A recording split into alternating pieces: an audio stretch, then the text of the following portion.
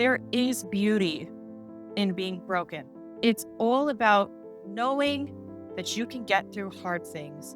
And no matter how much life throws at you, that you can build your home back again.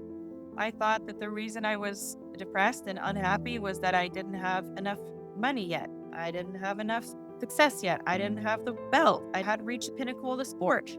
I really thought that if I just got there and I had that great payday and I had a beautiful belt and everyone knew I was the champion, that would fix it, right? That was everything I was working toward. That was the goal. And when you reach the goal, it's like the pot of gold at the end of the rainbow, you did it. But the truth was, it made all my problems way more complicated because it didn't fix anything. Because I didn't fix me. I was the problem. This isn't your average business podcast, and he's not your average host. This is the James Altucher Show. Misha, I'm so happy you're on the show. I actually do not know anything about UFC or MMA or anything like that, but I am always interested in excellence and mindset and how you train and how you compete and how you deal with the loss and the things that you talk about on your podcast, on your very excellent podcast. And I'm so glad you're on the show. Thank you. Yeah, no, it's my pleasure. I've been really looking forward to this, so I'm glad I could make it happen. Oh, good, good. Was first learning about you, I was told when you were in high school, you played on the boys or men's team, right? The wrestling team. Yeah, that's right. It was just a weird situation how it worked out. And honestly, it really stems from the fact that I just am not a ball sport person. I can't play basketball to save my life. You will never catch me on a basketball court. And that was the only women's sport offered during that season. And I wanted to play a sport. And so my best friend, Sharon, we were sitting in English class, supposed to be working on things. And we were talking about what we were going to do after school. And it was actually her idea. It wasn't mine. I don't think I ever would have thought to go out for a wrestling team myself. And to this day, I actually don't know why she was inspired to go out for wrestling either. I should ask her. I'm still in touch with her. Was she a strong girl? I mean, no, no, I mean, yes, but no. Like you wouldn't like look at her and think like, oh, she'd be a great wrestler. I mean, she was tiny. She was half Korean, half white, and not really someone of like physical stature she just looked like a normal young girl. And she was just like, yeah, well, I guess they can't tell us we can't go out for the wrestling team because they don't have a women's wrestling team. And I was kind of like, how do you know this? And she's like, just come out with me tomorrow. And so I did. Showed up the next day. I didn't have wrestling shoes or nothing. I just went out there and we both did. We got our butts kicked. And that's how I got my start in this whole sport. I'm sure you've probably been asked all this a million times, so forgive me. But when the guys first saw you coming out and wrestling, were they like, no, I'm not going to wrestle a girl? Well, when we got to the point of competing, there were times when boys would forfeit. They wouldn't wrestle us. But mostly, from my understanding, that was on the school. So there were sometimes like Catholic schools that we would see in tournaments, and they would not allow for the males to compete against females.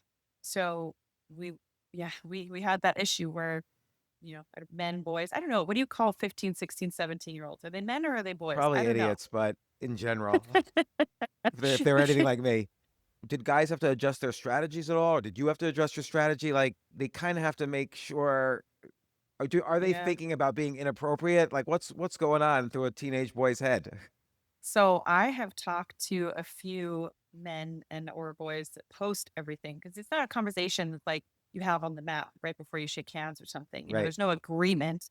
So it totally depends on the individual. And some boys were clearly raised to be a little bit more careful. They're like, I don't really know where to put my hands. And other guys were like, I'm just going to try to get her out of here as quick as possible. And they're very aggressive and they don't care at all. So I've had all different kinds of experiences, but I would say that for the most part, I would experience the guys that were just didn't know how to do that. Like they looked at it as such a different situation. And, it's an awkward age, right? Like Yeah. being a teenager, like developing on all, either side of it is difficult. And so I think it was hard for everybody, but I just got used to it really quick. I imagine it was great training for you, right? Because as these boys are turning into men, they're getting like bigger and as they get older, it's probably great training. So when you actually went for the girls title, did you like clean up? Was it easy for you? Actually, that was the beauty in wrestling almost all men all the time, was when I faced a female, it was so different and nowhere near as challenging. I remember that my very first match ever in high school happened to be against a girl, which wasn't common.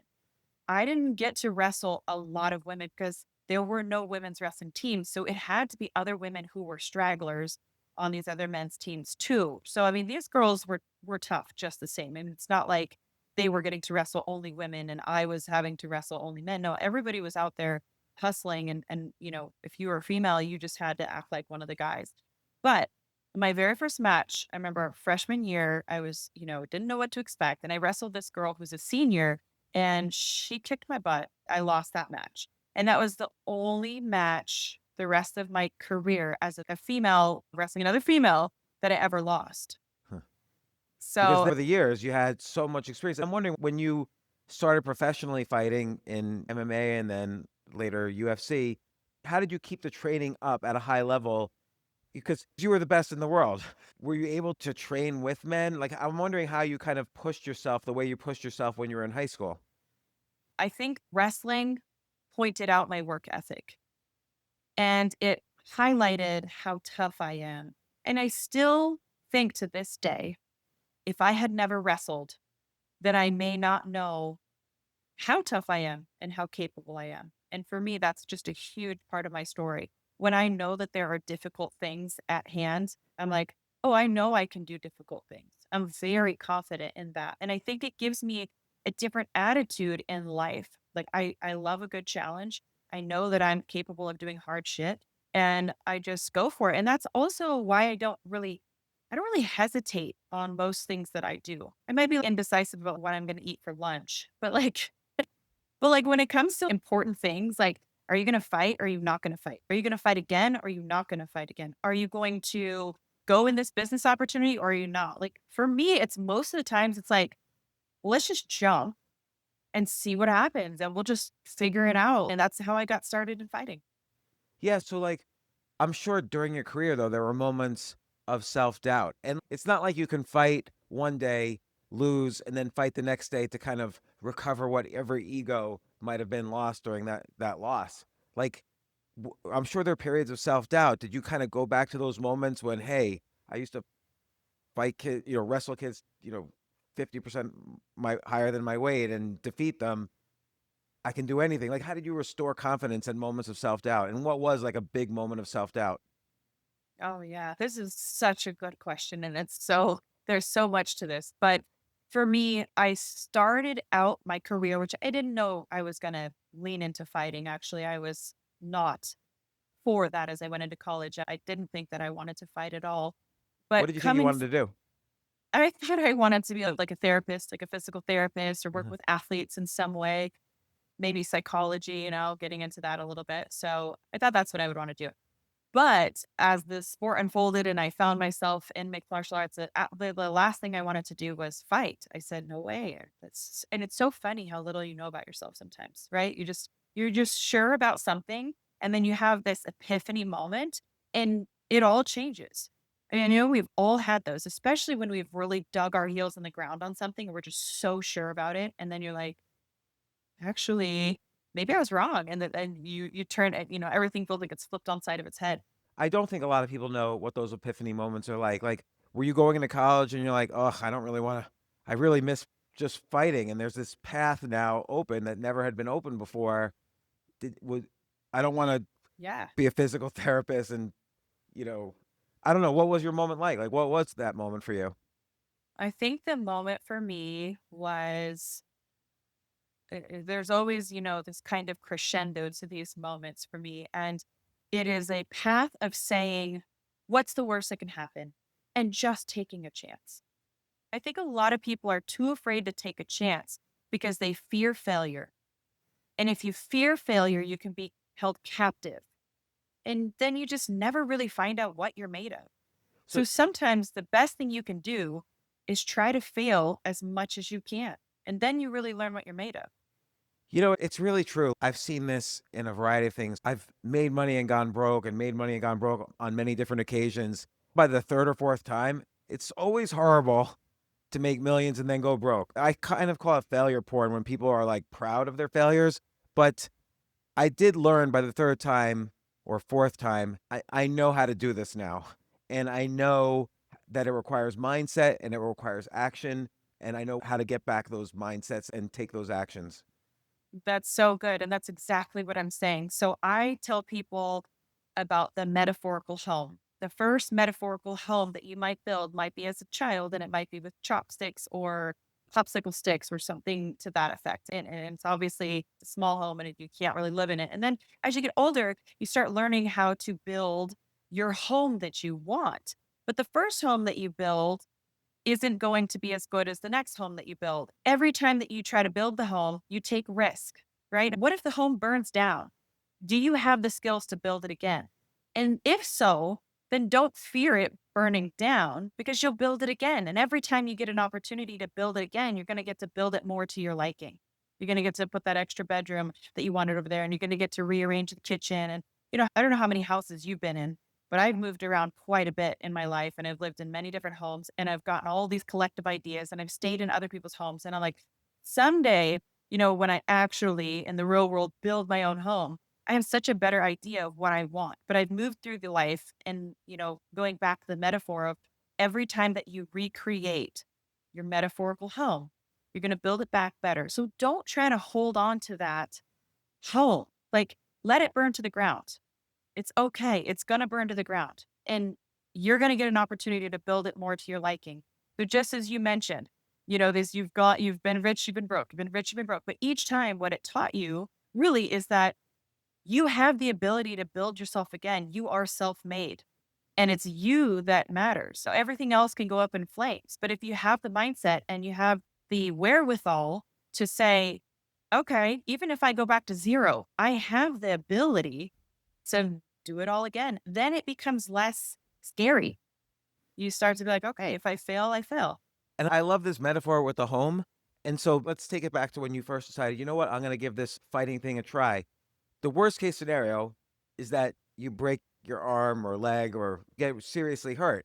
I mean, that to me is a scary worst case. I don't know if I could survive that worst case. Well, I'll tell you my first case. I had about 3 weeks of stand up training, which is nothing. And that's not even 3 weeks. I'm not talking about training every day. That's like, Monday, Wednesday, Friday, learning striking. You don't get good at anything you want to do in 3 weeks. So Sure. you just don't.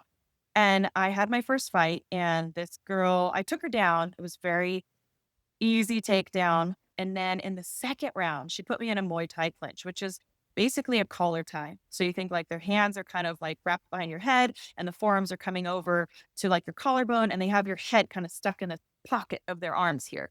And I did not know what it was, and I didn't know how to get out of it. And back then, they had no rules for protecting amateurs. We didn't wear any protective gear, no headgear, no knee pads, no puffy gloves. I mean, it's like full on MMA, or for people who watch the UFC, full on. First fight, I'm 19 years old. I have 3 weeks of stand up training and wrestling in my background. I don't even know jujitsu very well. But I said, okay, I'm going to do this. What's the worst thing that can happen? Well, the worst thing that happened is I got my nose absolutely smashed, just obliterated.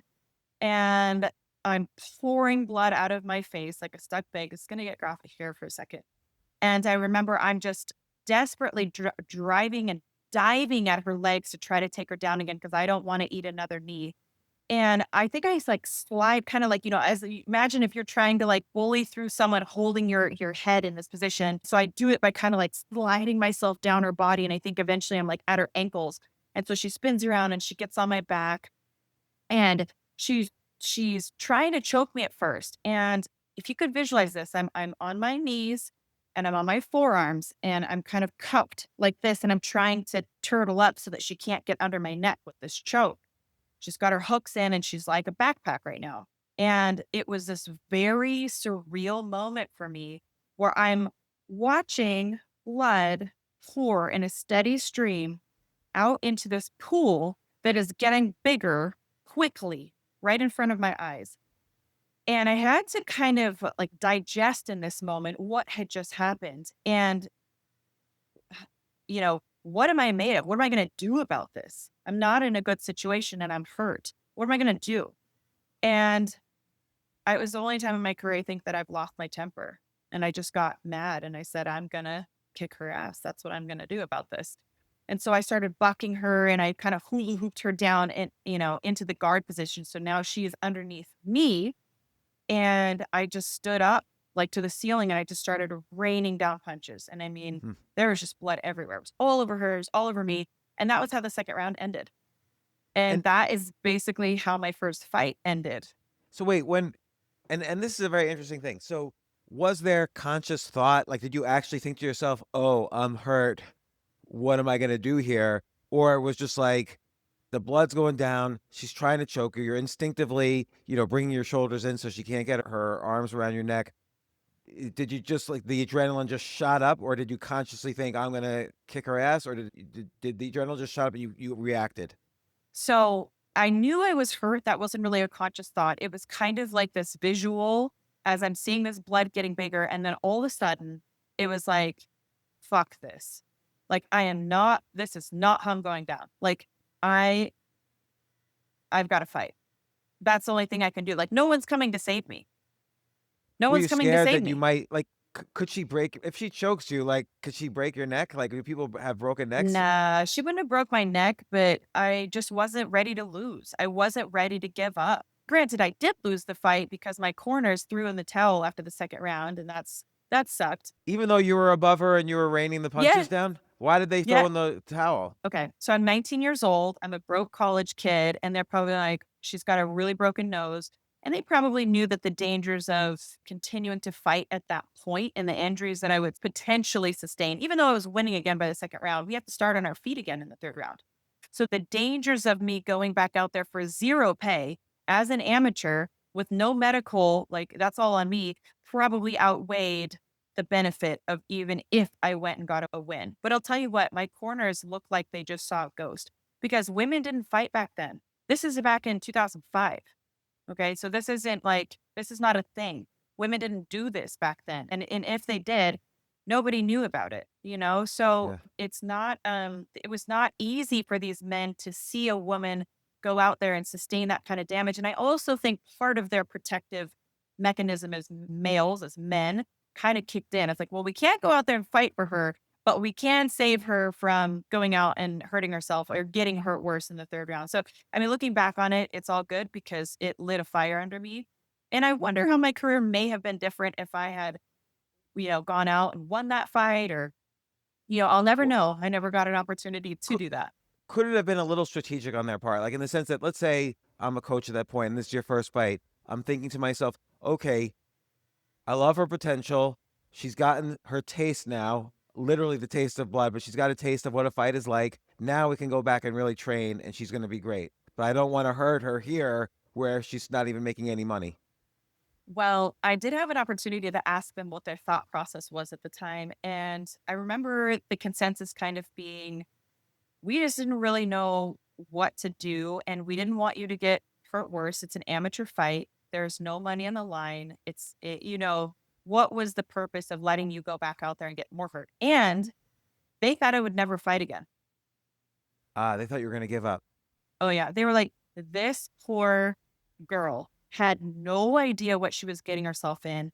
And here we are, kind of like, let her go out there with 3 weeks of training, which they weren't really responsible for me. I mean, I was an adult. Sure. I made this decision. I signed up, mind you, I signed up for this fight before I started training at this gym with these people that I'm brand new working with. So it's not like we had this long relationship and they really knew a lot about me or my potential. There was no future in women's MMA. The UFC was barely getting any kind of positive. I wouldn't even say at that point it was positive. It just any recognition at all. I mean, it was still very much considered barbaric.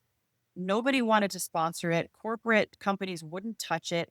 It was considered, yeah, just human cockfighting. Those were terms that were slung around. So even for the men at the highest level, they still were not being supported widely.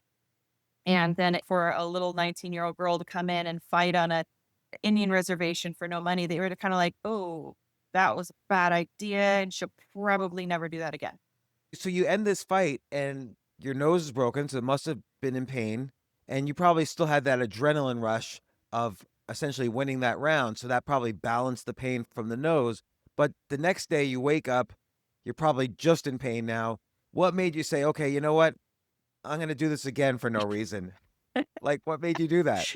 Exactly. And that's what everyone thought. Like, why would you do that again for no reason? I was just drawn to it.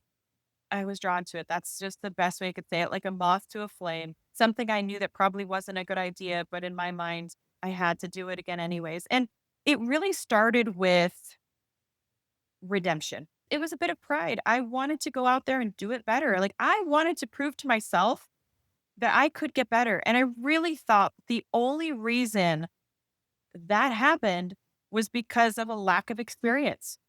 I knew that if I showed up Mm. every day and I worked hard, that I could get better at this and I could learn it and maybe I could win a fight, you know? And it was that kind of drew me. I was like, I just want to fight at least one more time. I want to prepare the right way and I want to see what it feels like to win a fight. And that was my driving factor at that point.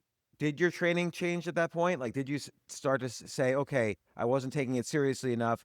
And then did someone help you decide, okay, this would be a serious training routine? It's not only the physical ability, but you need to learn the different martial arts and Yeah. then you need to learn to hit because you're a wrestler. Like, what did that inspire you to change your training? I need to let everyone know that my entire life has changed because of this podcast sponsor, Uplift Desk. Normally, I wake up, get to my desk, and sometimes I'm at my desk sitting from 7 a.m. to 7 p.m. or even more. I hate it. I hate the fact that I no longer move. I started using the Uplift desk and it's completely changed my routine. I'm like happier and it didn't just improve my posture. I feel like I'm thinking more clearly. It's like I see more of the world because I'm standing up and I actually enjoy being at my desk. There's even this little punching bag. When I get upset, I can like punch it. I realize how important your workspace is to just your general well being and health.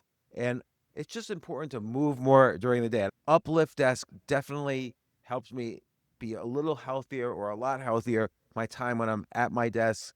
I have more energy, more focus. It's only been a few weeks, but I honestly feel happier when I'm standing up at my desk. And people can even tell when I'm on Zoom calls, for instance, that I seem to be more energetic. So look, your workday doesn't have to leave you feeling worn out. Go to upliftdesk.com/James and use the code James to get 4 free accessories, free same day shipping, free returns, and an industry leading 15-year warranty that covers your entire desk, plus an extra discount off your entire order. That's upliftdesk.com/James for this exclusive offer. It's only available through this link. So elevate your workspace with Uplift Desk. Go to upliftdesk.com/James for a special offer.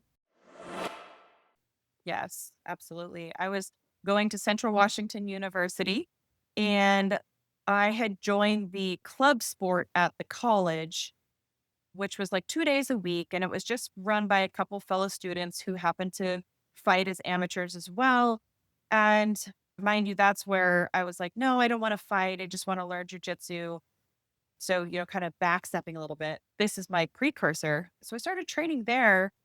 And then I went to my first fight event and I watched what fighting actually was. And I thought it was going to be something violent and ugly. And I probably wasn't going to enjoy myself, but all my friends were going. So I would go. And I left with a totally different mindset about the passion, determination, drive, everything that I saw displayed out there, whole heart and soul. And it was the referee got on the microphone and made an announcement that he in 3 weeks was going to have his own fight card and there was going to be females. It was actually aiming to be an all-female fight card. There wasn't enough females to fill an entire fight card by the end of it, but he was looking so desperately for females to fill out an amateur fight event that he called to the audience. And it just spoke to me. It just caught me at the right moment in time when I just had this big perception shift on what fighting could even potentially be. Something that was totally of disinterest to me became something that I was adamant that I had to try it. And that's why I only trained for 3 weeks, because I just signed up in that moment and I went for it. And I ended up with a broken nose and a loss. But I'll tell you what, that night a fighter was born. I mean, like, did you go back to your dorm room and your friends are like, "Girl, do not do that again." What did your parents say? I think I aged my mom 10 years that night. She found me in the back bleeding over a trash can. And she kind of just swooped me up and took me home. And it was right before winter break, actually. So we were in Wenatchee, Washington, and she had to drive all the way in the snow and ice back across the mountain pass. But she did it for me and she took me home. And I had to endure my grandparents visiting on my dad's side. And my grandpa was actually, I think it's fair to say he was chauvinistic for sure. And he was like, "What the hell?" He's this big 6'7" bellowing man, looking down on me. "What the hell are you doing that for? What the hell are you letting her do that for?" And they're like, "Let her." My dad's like so embarrassed, because it just didn't make sense to anybody. It just like, why are we, why is she paying, and why are you guys paying for her to go to college and get an education? And Ugh, look at her. And in my face, I hate that statement. so my face looked like a lion and a raccoon had like melded together. I had no definition in my cheekbones because my face was so swollen that it was like my nose was basically flat with the rest of my face. That's how swollen my face was. And then my eyes were both completely black. So I didn't look very good. And so, like, okay, did you weigh in the consideration that, okay, if I continue fighting, I might permanently not look good? And that does sound like a chauvinistic question, but it's really not. Like, I'm just okay. Everybody would think that. Right. I think that's a fair question. And it's one of those things you think about. Like, I mean, have you ever gotten on an airplane and thought, what if this crashes?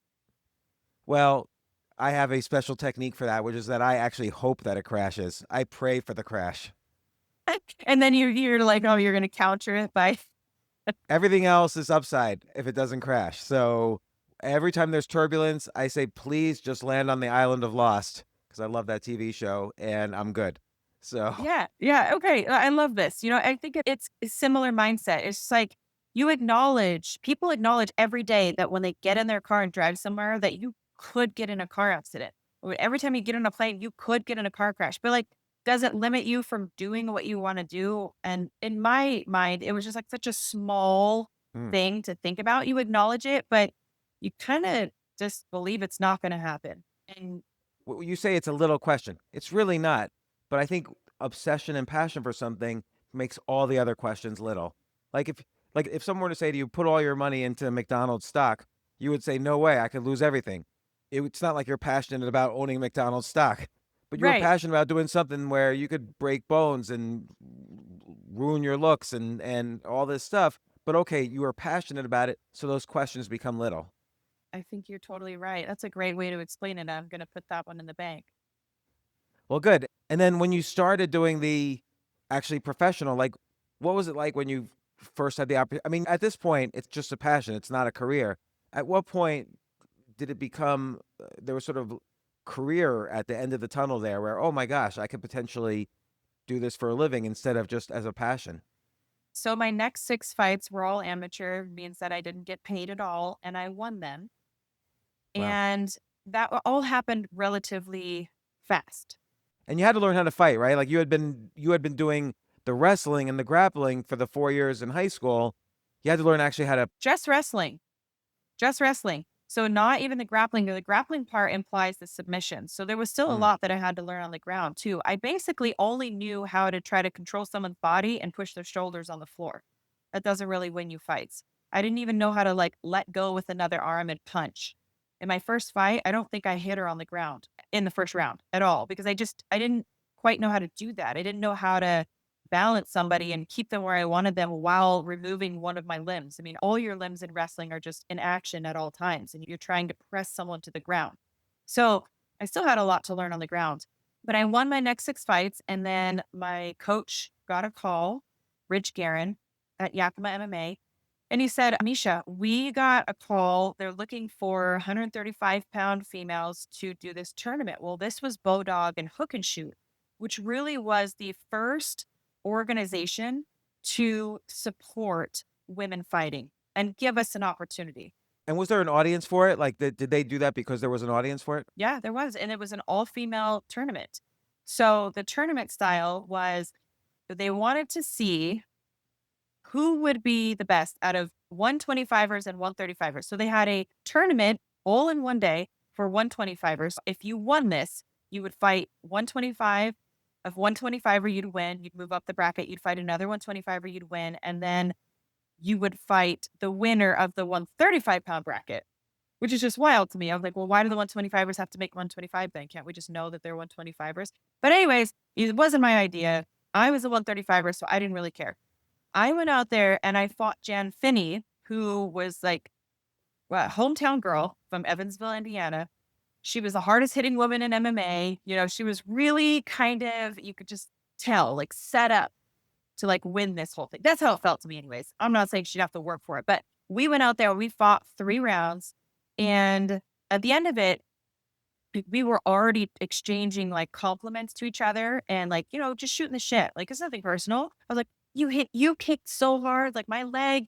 And she's like, oh my God, you know, your takedowns, you were, yeah. And we were like, just, yeah. And we're like, what's taking so long? And the ref comes over and says, they can't decide who won. So we're going to go another round. So we had to like all of a sudden, like get our mean mugs back on. And we came out for a 4th round and we fought again. Similar thing happens. Referee comes over. You still can't agree on who won.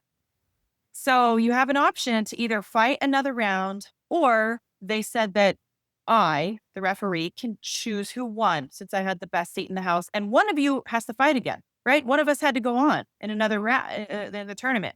So we're both exhausted at that point. And we say, just, yeah, let's agree. The ref's going to choose. And he raises my hand. And I said, oh, thank God. But then I was like, oh, shit. Like, I have to fight again. And I've gone 4 rounds and I'm absolutely smoked. How do you do that? Like, how, does your opponent, they also did a bunch of fights before, or like what, or are they fresh? So my opponent was quite fresh. My opponent was Caitlin Young, who is absolutely a savage striker. She's just, you know, she's brutal. And she went out and fought a girl who had no prior experience and knocked her out in like 16 seconds. Oh my gosh. So that was my next opponent. And yeah, needless to say, Did you know at that point techniques to avoid strikers, and like, did you have a strategy in mind? yeah, I did, but I was still very rudimentary. I wasn't, you know, I was like this when I was striking. My hands had to be up and my shoulders were up, and I didn't know how to flow and move and have a dynamic striking style. My striking style was just try to avoid damage until you can get a hold of them. That's basically it. So I was very stiff and flat-footed, and I was still very just trying to wrestle these girls and get them down and submit them or ground and pound. So, you know, I go out there and I try to take her down, and she's already starting to pick me apart on the feet. I mean, she's really good. And I know this is not a place that I want to be. So I try to take her down, and we were in a boxing ring, by the way. They didn't have like enclosed cages or anything like that. So when you try to take someone down, even now, sometimes people will instinctually just grab the cage on accident. Referee has to reprimand that. But in a ring, it's even worse because you don't even have walls to press up against. So she kind of ends up holding on over the rope as I'm trying to lift her. And it's like, I lift her, but she doesn't go down. And I don't think this is intentional, but it just what happened. And that was it. That's all that I had. I didn't have any more energy. So I just got picked apart, and eventually I got kicked in the head so hard. It was like a baseball bat. Just imagine, just like crack. And I'm down, like ragdolled. I'm knocked out. And so that was that fight. That was that fight. Yeah. I woke up at some point and I had no recollection of that fight or the fight before it. Did it come back later? Yeah, but it was weird because my cornerman was telling me, "Remember you fought Jan Finney in the first round?" And I Uh, was like, it was like a story I'd never heard. I was like, "What?" and again, like the next day, did you say to yourself, "Okay, sign me up again"? I'm basically, yeah, And yeah. so at what point did you say, because okay, were you disappointed? Were you sad that you lost? Like you must have Oh, been. yeah. I was devastated. I was really sad. I had a swollen, like my lip was swollen, my jaw was swollen. I didn't feel great. And I was really devastated because I thought that if I got past Jan Finney, that I should be able to win the whole tournament because she was the toughest draw to draw at the beginning. But I was wrong. And I learned a lesson. You just never can underestimate anybody at any point at any time because they're all hungry and they're all coming for it. And that was kind of my takeaway from that fight. And to some extent, like now, fast forwarding, you probably would prepare for people by looking at videos of prior fights they did, so you know how they fight, you know what approach you're going to use. Like, to what extent has preparation included not just physical training, but also kind of opponent specific preparation by studying videos? That's changed the game, having video on fighters and being able to study them and know their tendencies and the things that they do.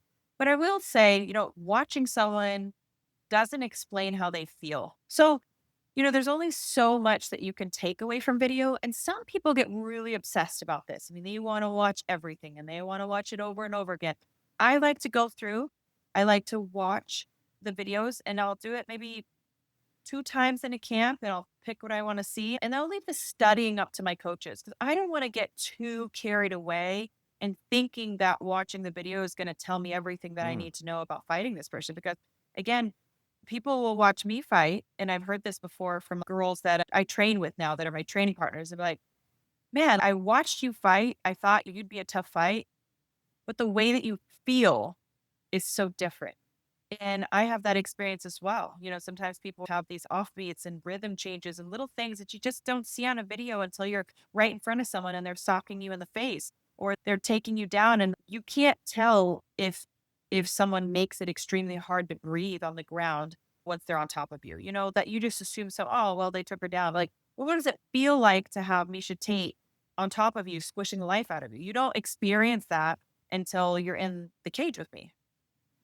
Although they could say, "Oh, 5 times out of 6, she does that technique, so make sure I don't let her take me down in that way. I'm gonna use this technique," and they practice it with their training partners and Right. so on. So, pretends to be you, and they prepare specifically for you, but then I wonder if that takes them out of their comfort zone because now they're training techniques that maybe they're not as comfortable with, just to prepare for you. Yeah, it's such a hard thing to really know if you're getting it right. You have 15 minutes to prove if all that months and months of training and the way that you and your team strategized, if it was right.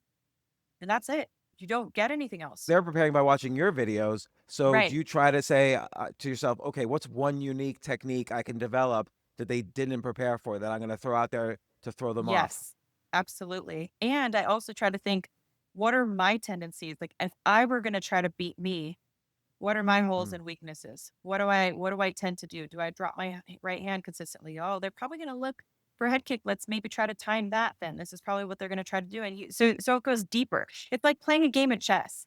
You've got multiple strategies kind of going and sometimes all the things that you prepare for don't even happen. That's the craziest part. Like this last fight, the girl that I fought every single fight before me, she's blitzed people. Every single one. And it never happened in our fight. Never happened. So maybe she thought that if she tried that, you would be ready for it, and so she worked on some other techniques or what. She must have. And it also depends how much you press somebody too. Maybe her other opponents didn't put the kind of pressure that I did. So she was more on the move, where maybe other times people were sitting more stationary and she could kind of come in and come out, which is what she likes to do. She likes to kind of blitz in and then be gone. And so it's just styles make fight. And so ultimately, the best advice is to focus on being your best self. Because if you show up as your best, the likeliness of you winning goes up. You could spend all this time preparing for this one thing that this person does all the time, and they may never come up in the fight. And like, how many resources do you want to put into like that one thing that you're just so sure? It just, and fighting just doesn't really work out like that. And it's like life, you can just prepare and prepare. And then all of a sudden it's like, oh, we gotta change everything. It's totally different, trajectory change. And I'm very interested in this, like the preparation part. So, for instance, you mentioned chess, and when two chess players prepare for each other, there's databases of all their games, of everybody's games. So you can see, oh, this guy or woman plays this way and this way and this way. And you're right, you could prepare for hours for, oh, the last 20 tournament games they played like this, and then they could do something completely different. And you do feel that you just studied and memorized and practiced this one opening, say, or strategy, and it didn't work out, and you do feel disappointed. And the advice is what you just said. Just try to be the best who cares if they prepared for you? If they prepared for you, they're not being Yeah. themselves. You're going to be a better version of you against whatever they have to throw at you. Yeah, that's exactly it. You could kind of get a sense of someone's style. Are they mostly striker? Are they mostly grappler? Are they really a specialist at something? And if they're really a specialist at something, then you should have an idea of what that looks like. But even there's like last minute opponent changes. That happens all the time too. So, I Mm. mean, how much can you really, and at what point is it a good idea to invest so many of your resources into one thing? And so I mostly stick with the idea that I got to work on me. I got to work on me. And again, a lot of that I'm sure is mindset. Like, take your matches against Ronda Rousey. Obviously, these were big media drawing events. They were career critical events. After the first loss, which by the way, I mentioned earlier, I haven't really watched a lot of UFC. I watched that fight and I kind of was almost in pain watching that fight. Like, I don't know how you didn't break your arm in that situation. And Well, I tore some things. yeah, like what were you thinking when it didn't seem like you were trying to get out of the situation when she was doing I guess it's called the arm bar. She's trying to break your arm basically. What were you thinking right then? It's the end of I think it was the first fight. Yeah, well, it probably didn't seem like I was trying to get out because I just couldn't. She just has such a good armbar. I mean, I desperately wanted to get out, but once that is locked in with her, it's just so difficult to move at all. She has a great way of controlling the body and so difficult. But I remember I just wasn't prepared to give up yet. I'm never really prepared to give up, if that makes sense. I just might not be as intelligent as some other people when it's probably a good idea to give up. I'm just a little more stubborn than most. And that's really what it boils down to. But then because of such a build up to that match, and I'm sure you were just so disappointed, it's not like you could say, "Okay, well, I challenge you again tomorrow." Like you have to I wait, you're know. hurt. I know. I know. That must be painful. Yes, that's so frustrating that I feel like is potentially different, in other sports. Like baseball. It's like you get like 7 games, you get these opportunities to like redeem yourself or do it better or do it again. And Yeah, so it's like a dopamine thing. Like you just lost all this dopamine hmm because you didn't win, and there's this is why crack addicts just want to take crack again right away. Like yes. you want to get that dopamine back. And so, how did you change your mindset for the second fight, or how did you deal with that? Well, I'm not saying that it was right, but I would say I went into the first fight too hot with Rhonda. I let her stoke the fire and fuel everything. And I was very emotional and I was really mad at her and I was very upset and I was charging forward recklessly. And I kind of like put myself in the armbar. And then in the second fight, we had the Ultimate Fighter that we coached on. So we had spent quite a bit of time around each other. I had to practice then what I did, compartmentalize a lot of the frustrations and feelings and just kind of act like nothing bothered me. And so I started to kind of put them all away. Yeah, I started to put them all away, like tuck it down deep and just don't deal with it. Anything, like nothing. I just got really good at that. And it's a terrible skill set in the long run for Mm. humans, for our mindset, for growth, for health and well being. It's not good. But in the short term, it's all that I could do to manage the emotions was to just try not to feel anything and just be a machine, be a robot. And so I think I went into that fight really cold. In retrospect, what do you think you would have done? Or let's say you were coaching someone who was you in that situation. What do you think you would tell someone who's trying to make that comeback and what mindset you need? Well, there was a lot of changes that needed to be done. One of which was removing myself from toxic situations. I was in a relationship that was highly toxic, that was also promoting me being in this way of, mindset, just having to tuck everything away and just never deal with it. And that's how I moved through that relationship as well. So, there was a lot. There really was so many moving parts. And usually there is in complicated situations. And I think athletes, I don't know if you've ever watched a documentary called The Weight of Gold, Mm-mm. but it's an amazing documentary that talks about how much pressure and stress and weight is put on people to move through, or athletes to move through the sport, and like how little we actually get out of it sometimes. And that weight of gold, it's a very similar situation with me, going for that belt and that weight of perfection and everything like that. It was a really difficult time for me to navigate. And I would have given myself some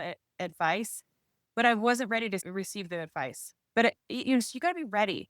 That's another person too. Like, you can want something for someone and you could have like this great advice, but if they're not at a period or a place where they're ready to grow, it's like planting a seed at the wrong time of the year. And it's not easy because maybe they're never going to be ready to grow. What if you had never left that relationship, for instance? Yeah, maybe, yeah, that's another thing. Like, there are some people who have addictions, and everyone tries to help them. And there are shows about it, right? Where they like intervene and they have this like big intervention, and they come in and they bring all these resources. And it's like, you know, that person's only going to make those changes though if they're really ready to receive it. And you just got to hope that they're ready and willing. Because if they're not, you could provide them with all the tools that you want. You can lead a horse to water, but you can't make them drink. And there were a lot of people that were telling me, this relationship isn't good for you. This situation isn't great for you. I just was like, I just had my earmuffs on and my blinders. I wasn't ready to receive anything. I was like, what I'm doing is working. And I was in this mindset that, you know, the more adversity that I was in, the better I would do. I thought that in spite of, that was my mentality. The harder it is, the more I'll be able to perform. That was just what I thought was truth, because in my career, most of the times it had been really hard. The person that I was with, I met back in the end of 2005. He was one of the two people that I was said was coaching this club sport at the college. And so I was 19 when I met him, and I was very vulnerable and I was very moldable. And I just ended up, being 29 at some point and being like, we can't do this anymore. Like, I give up. And that was the first time that I kind of like, I bowed out. I actually retired. And I know we're jumping way ahead of my career, but it wasn't until I finally broke, until I hit rock bottom, until I was considering trying to take my own life. I was looking at everything. I said, I don't want to live like this anymore. And that was a big turning point for me. And how did you then decide to shift? Because it's hard. Like you said, from 19 to 29, that's your whole adult life. You don't know anything else. Like, how did you decide to make a decision to shift? And this was happening in your relationship, happening in your career. This was everything. Yeah, it was a really dark moment for me. And I think what compelled me to shift was that I I lost two fights in a row. I lost my world title. So I became the champion at one point, and then I lost it.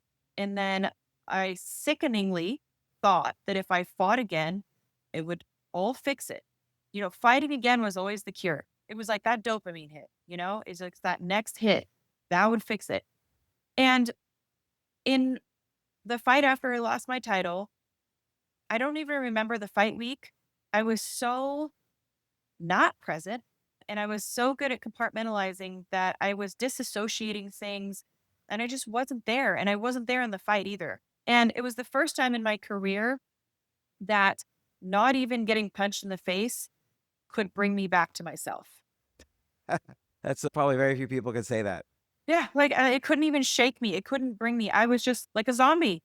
And not even being in a full on fist fight could bring like my spirit back to my body. So when you won the world championship, and you were the UFC bantamweight champion, right? Hmm. And did you think that that was going to kind of solve your problems? Like, if only I just Yes. win this, my life is going to be good after that. That's what I'm kind of holding on. I'm withstanding all this pain because I'm going to get to that moment that will cure me. And then, like, Yes. at what point did you realize it didn't help you the way you thought it would? Yeah. I thought that the reason I was depressed and unhappy was that I didn't have enough money yet. I didn't have enough success yet. I didn't have the belt. I didn't, I hadn't reached the pinnacle of the sport. I really thought that if I just got there and I had that great payday and I had a beautiful belt and everyone knew I was the champion, that would fix it, right? That was everything I was working toward. That was the goal. And when you reach the goal, it's like the pot of gold at the end of the rainbow, you did it. But the truth was, it made all my problems way more complicated because it didn't fix anything. Because I didn't fix me. I was the problem. Yet I imagine also the increased attention you were getting might have even hurt your relationship more. Oh yeah. It got more controlling and it got more, I just became the work mule and it just was sucking the life out of me. And I just couldn't see it though. I thought I was convinced because it's what I was told that he brought so much value to the relationship and that, to me, brought so much value to me as my coach that I could never do it without him and that, nobody would love me as much like him. Like, and it just was maybe these were things he really believed. I don't know. But I look back on it now and I just say, why'd you say those things to me? It's like, it's just such like a terrible thing to say to someone. I think, you could never be anything on your own and nobody will love you. Like, it's just like, I don't know. I don't understand it, but here I am today. We can fast forward another 10 years from that point, and I've got an amazing fiance. I've got two kids and I fight because I want to now. And I have a totally different mindset, but it's like planting the seed at the right season. This is why I'm not big on antidepressants. And it's not because I think people couldn't benefit from having a boost in their life and getting, that positivity. It's not that, but it's the shortcut. I'm not an advocate for shortcuts because if you don't give yourself a chance to hit the rock bottom point where you have to decide to do the hard work to change everything, then I Maybe think that's you rob true. yourself maybe of an opportunity to grow through the pain and adversity. And sometimes you just need it.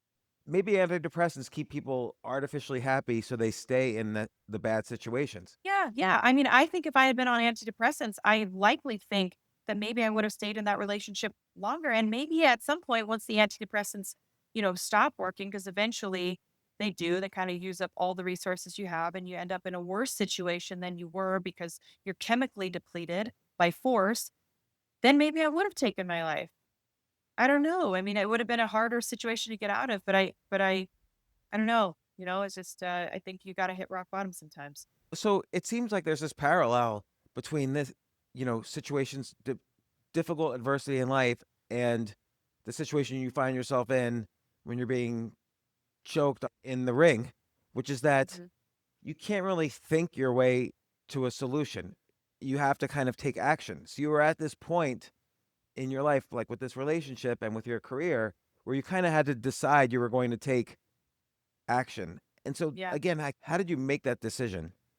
So you're thinking to yourself, I can't take this anymore, and you're seeing relatively few choices. One of those choices being maybe take my life, and obviously that's a choice nobody wants to take. And then you had to find other choices as well. Yeah.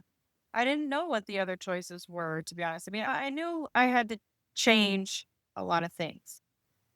And changing things meant I don't have the answer, but I'm going to go towards the pinhole of light in the room. I don't know what's on the other side of that, but I feel like there's always a pinhole. Like there's always somewhere that's going to guide you or pull you. Whether you want to say that that's God, whether you want to say that that's a spiritual connection, whether you want to just say that's the universe, like when you're open to receive that. But for me, what I did was cut everything away and I got down to the bare minimum. I took away the sport. That was my identity. I didn't know who I was without that. Did you feel bad about that? Like, did you want to cut away the sport, or did you feel like you had to make changes? I feel like I had to. I didn't want to ever fight feeling like that again. And it wasn't good. And I never wanted that experience ever again. I know what it feels like to fight when you're alive. I don't want to experience what it felt like to fight when you're dead. And that's what it felt like. So I was like, well, this is not fixing the problem anymore. And I Mm. already had seen behind the curtains of winning the belt.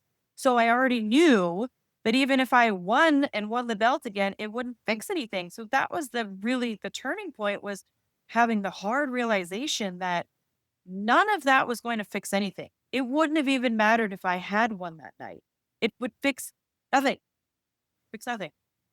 Yeah. So, but then how do you decide, okay, well, how am I going to end this relationship? Even after you stop fighting, that gives you some mental real estate to work with, right? It frees up your brain a little bit to start considering other opportunities, but you still have to kind of end something that you had zero adult experience and skills to do. Yeah.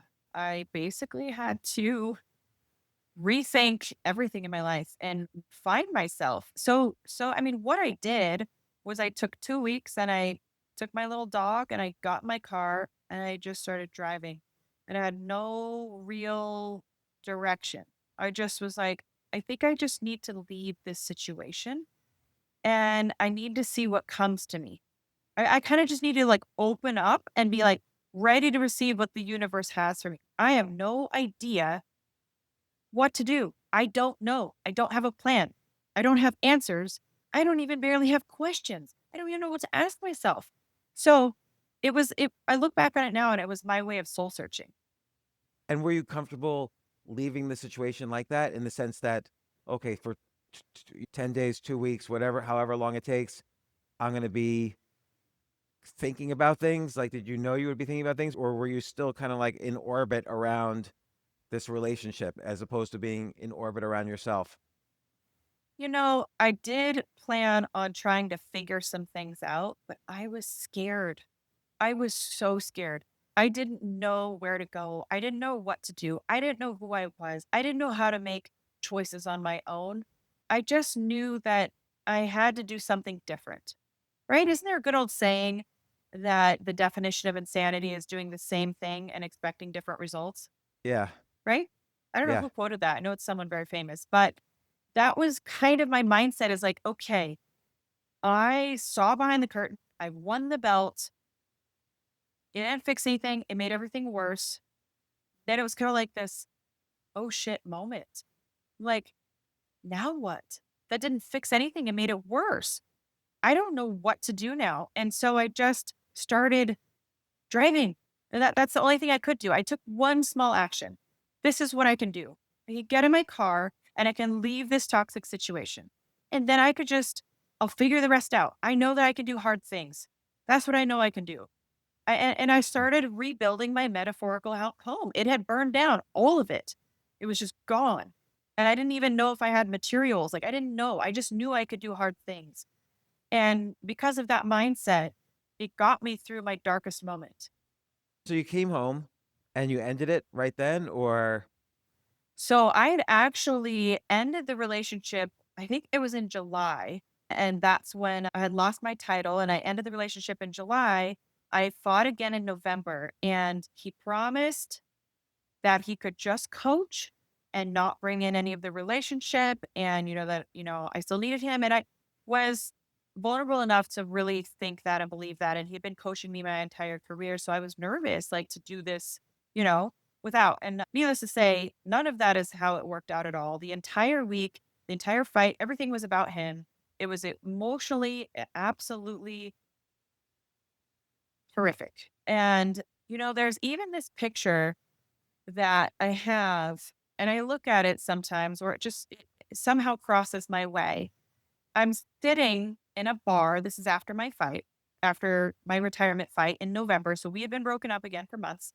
He didn't want me to retire because that was where he had his hooks in still. So that's Sure. a big reason why I retired too, is like, it's the last cut. I can't keep this career going with him. I've got to cut it out. I'm sitting there and I just have this look on my face like, the life is being sucked out of me. The corners of my mouth are pointed down, but I'm pretty expressionless, almost numb looking. But if you caught eyesight with me, it would almost look like I was pleading for something. And around my friends and everything like that, and he's looking at me and he's got his finger like this in my face. But I just happened to glance over as someone was taking a picture, and I'm kind of just like, Hmm. like, and I don't remember that, but there's the picture of it. And I just look at myself and I was like, I was so broken, but it was in that breaking process. There is beauty in being broken.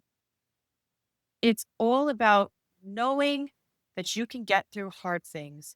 And no matter how much life throws at you, that you can build your home back again. And that's what it really boiled down to for me. And I think that started with wrestling. What if someone doesn't know that they can get through hard things? I would give them advice to challenge themselves to get through hard things. Try to not use an avoidance strategy. I think that's something that I've also really embraced is that I don't try to avoid things. I try to tackle them with more of a conquering kind of mindset. So, if for example, if I were afraid to do something, let's say get on a roller coaster, and I'm like, "Whew, I don't want to do that. I'm really scared of doing that." Then I would have another conversation with myself and say, like, okay, you're scared to do that. That's okay. But you don't let your fears dictate your actions. So go get your ass on that roller coaster and show yourself that you can do things even when it's hard and even when you're scared and even when maybe you don't really want to do that because it's hard and because it's scary. Then you make a choice to do it anyways. You can always control your actions. You don't always control how you feel about something, but you can always control what you do about something. And now, obviously your career's taken a different turn. This happens for many athletes, of course, after a certain age. You can't be LeBron James all your life. Like you have to move on and do something else. And you can't be Miesha Tate, the fighter, your whole life. You have to transform. You could have transformed in a variety of ways. You could have been a coach. You've done the celebrity Big Brother. You've done all these media appearances. Now you're doing commentating. You're doing podcasting about mindset. How do you see the next 20 years? You're still extremely young, right? So how do you see the next 20 years of career Oh, extremely young. You are kind. compared to me? I'm an old man. I think life is unfolding and I'm loving the opportunity to learn more and more about myself. What I see in my future, I want a homestead. I want a farm. I want to grow my own food. I want to eliminate as many toxins as possible for my children and, whoever wants to take part in that as well. I think it's unfortunate what's happened with our food and it's just frustrating. So I want to do that. Obviously, I have my podcast and I continue to talk to like minded people and also not like minded people who really can teach me things. It's all about growth, built for growth. Sitting down with someone and having an hour-long conversation is just not something we get to do a lot of in this day to day. But I gain so much when I do that. And I get an opportunity to learn from the best people. And that's what I want to continue to do. I want to continue to challenge myself. I want to backpack like through Switzerland and Italy. And I want to do things that challenge who I am and can continue to develop that core character of I can do hard things. I can get through hard things. And when I don't know the answer to something, I go outside and I just try to be ready to receive the answer and even let the questions come to me. We don't spend enough time now. We're all so busy. We don't just sit down with ourselves and shut up and listen to ourselves. We just don't. We always have a podcast going or music on or something to distract us, the TV in the background, whatever it is. Like if you cannot spend 5 minutes in silence and let your thoughts and feelings come to the surface and be processed, I think you're doing yourself a disservice. And that's a skill that I've been working on now. I was the master disassociator. I never could have a moment of silence. I never wanted to be with myself. That was like torture because all the skeletons would want to come bursting out any moment that I did that. And I just didn't want to process anything. So I didn't. And then it all blew up in my face. And it was a really hard moment. And I'm glad that I had to get through that hard moment. But I don't think that it has to come to a peak like that. If you could be a healthier person and learn this a little bit earlier to deal with these things and not look at emotions as good or bad. We tend to do that, right? Oh, Such a good girl. Oh, what a bad boy. Like we hear this as kids, like we're defined, good or bad, based on like if we are smiling or if we're crying. Crying is not a bad emotion. I tell my son all the time, you can be mad, but you can't be mean. You Hmm. can be upset. That's okay. You need to learn to process those things. I'm not going to tell you you're bad for crying. I'll tell you that it is not an acceptable behavior to hit me. That's not acceptable, right? That's a Well, behavior. That's an action. unless he's in training. Right, right. Yeah. Maybe someday with the gloves on. But you get what I'm saying, right? It's like we have to be accountable for that. We have to learn that emotions are not bad things. We need to feel them. We need to move through them. And now, one of my biggest mindset shifts, Yeah. I used to, as I said, tuck it down deep, not address it, not deal with it. Being unhappy wasn't good. Being sad wasn't acceptable. Being upset or angry didn't help anything. We chase happiness. I wanted to chase happiness. At that belt, that there was going to be happiness. We always think that there's something outside of us that's going to provide the happiness. If we just have a bigger home, if we get a trophy wife, if we have a husband who makes all the money in the world, that could just buy everything for us, and we have a nice car, and we have new shoes, and we could send our kids to then we'll be happy. No, it's all bullshit. It's all bullshit. So now what I do is when I'm sad, I try to be extra sad. I try to lean into it. If I feel like I need to cry, I'm going to actually try to bawl my eyes out. I'm going to try to be the most sappy, ridiculous, cry. Like I'm going to cry my heart out. You know what I find happens after that? Like I can let go of that emotion. Like it got a chance to move through me. It's like try to hold back a tidal wave. Like good luck. Like let's see what happens at the end of this because I'm pretty sure it's not going to work. And that's, what I did. And then eventually it was like a tsunami. I tried to hold all the water back like a big dam, and then it just came crashing in. When I'm angry, I try to be real angry. I will literally go and either go to training or if I'm at home or something, it's like I will throw pillows. I will punch things. I'll get crazy. And then I'm like, okay, now we can move on. We don't have to carry that around. I don't have to carry that around on my back anymore. And I used to do that. I was carrying a really heavy load for a really long time and it wasn't good. I think that is such a great technique when there's adversity or even when you're feeling really bad and you don't really know how to kind of climb out of it. The goal is not to climb. What you're saying is don't try to climb out of it, kind of lean into it deeper and see what Yes. happens. That's a very hard thing to realize because we're so desperate to feel good all the time. And but like for instance, again, in like competition is almost like a safe way to practice this because if you don't get good at leaning into the fact that you just lost and there's no rematch tomorrow, you're not going to feel better tomorrow. If you don't get comfortable with those hard feelings, it's almost like a safe way to practice it, how real life works because sometimes it's not going to be better tomorrow and you have to be able to deal with these emotions.